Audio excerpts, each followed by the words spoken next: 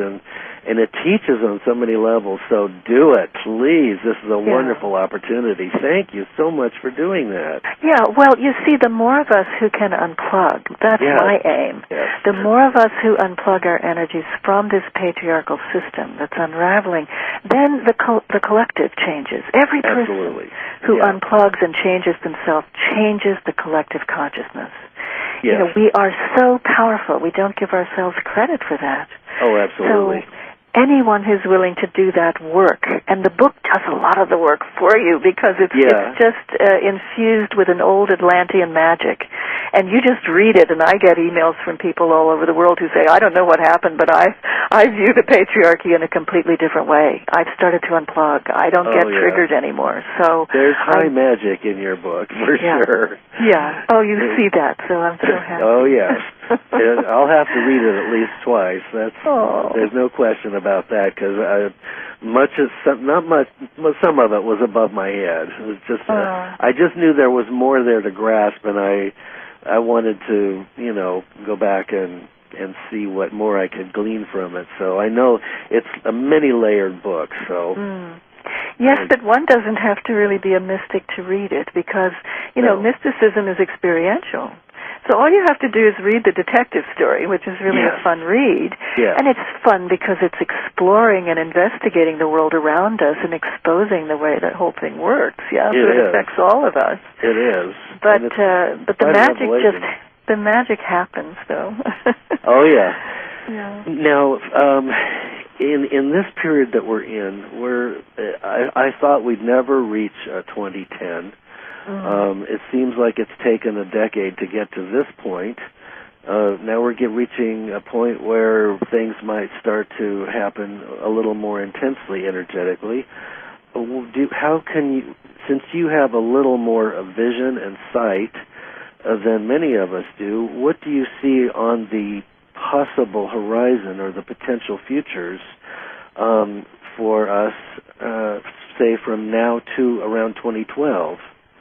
Oh, I don't think there's really, we could just coast in if we wanted. I think all that's going to happen, and this will begin, in my estimation, near the end of 2011, is that the energies will start to lock down. You see, all the energies are in flux right now because there are two things happening at the same time. We have an old cycle that is ending and a new cycle that really technically has already begun. And so everything is open. Everything is fluid. We can do anything we want in the next year especially. Then the energies start to lock in place, and by sometime near the end of 2012, we don't know exactly when, but they will completely lock into place. And all that means is that will then be the foundation on which we start to build the new world. In the physical, right, or in the fourth dimension, wherever it is that we end up. Right. So we begin to recycle those pieces of the patriarchy that have some value to us, and perhaps that's industry and, some sort of medium of exchange and using media to broadcast, uplifting spiritual messages to help people to evolve, whatever it ends up being. But the energies are in flux right now. Okay. And so we can basically dream any sort of new world we want. We wouldn't have to do anything. I say we could coast into 2012 because really it's not our job to end one cycle and begin another. That's the job of Mother Earth and the divine. Really, that's the job of Spirit. But we have the advantage as human beings, embodiments of the divine within human form, living on a planet that is in massive transition, to go through a massive transition ourselves. Right?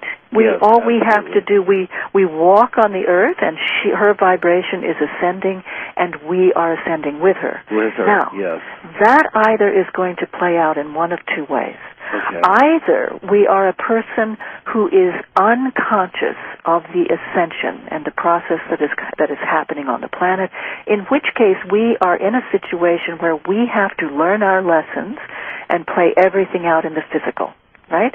Okay. So maybe that means living through a natural disaster. Maybe that means losing our job. Maybe that means going bankrupt. Whatever it is that causes us to learn the lessons that our soul has chosen to be here at this time of this enormous transition and learn, that's what we'll have to experience in the physical world.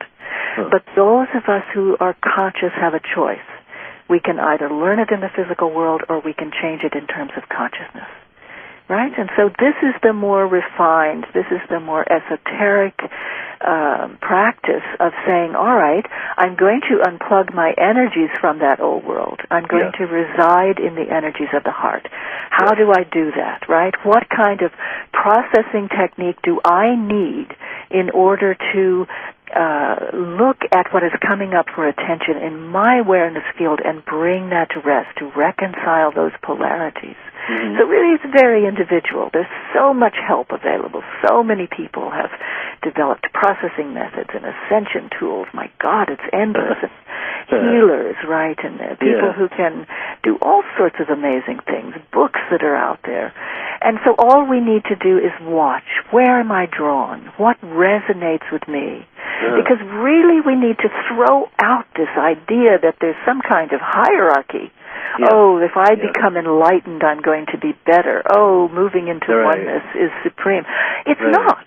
It's just, who are you? That's the question.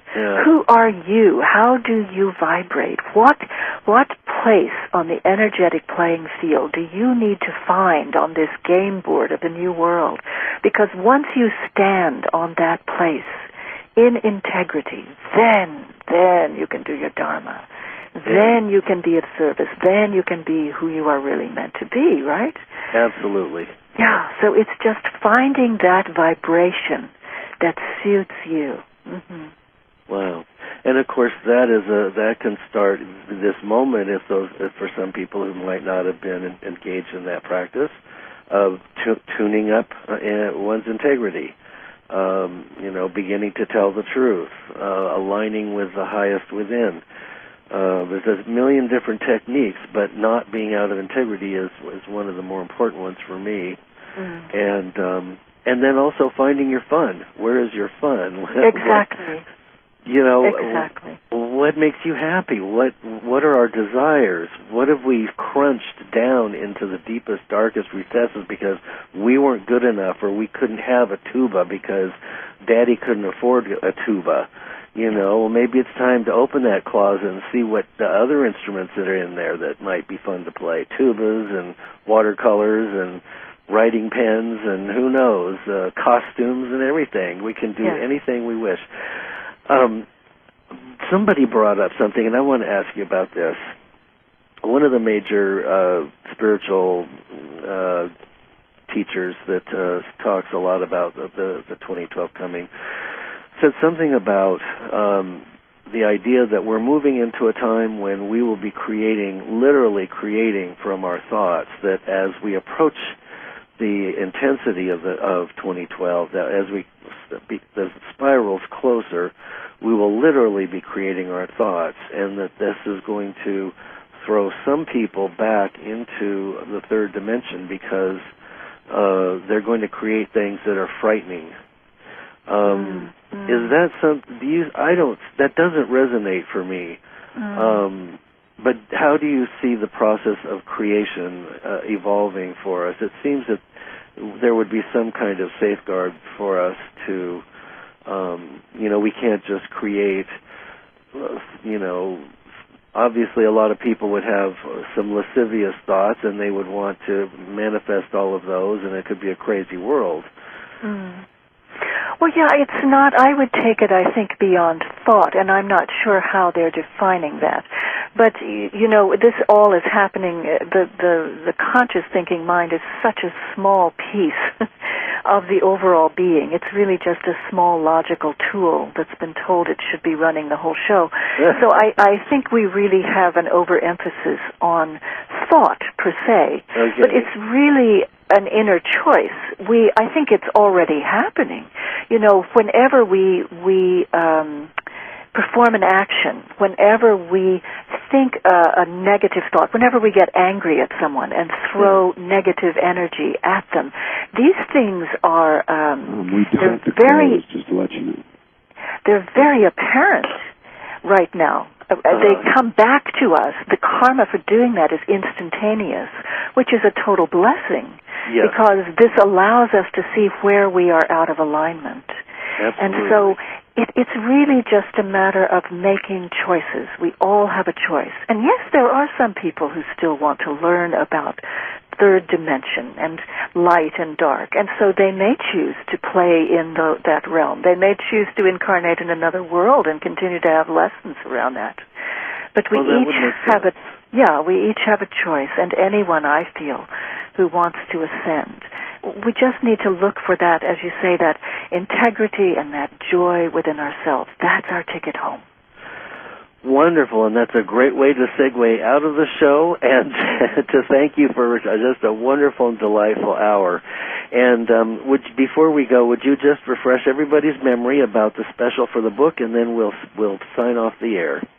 Yeah, my website is unpluggedfromthepatriarchy.com, and the special red bonus button is on the archive page if you look for this interview. And, wow, it's been such a pleasure. I knew this was going to be a special interview, and I'm so, so delighted to have talked with you, Lance. Oh, me too, Lucia. I feel like I've known you for a million years. Absolutely. Welcome back anytime, and thank you so much for being here, and I will be following your work, and I wish you all the best. Thank you very much. All right. Good night, everybody.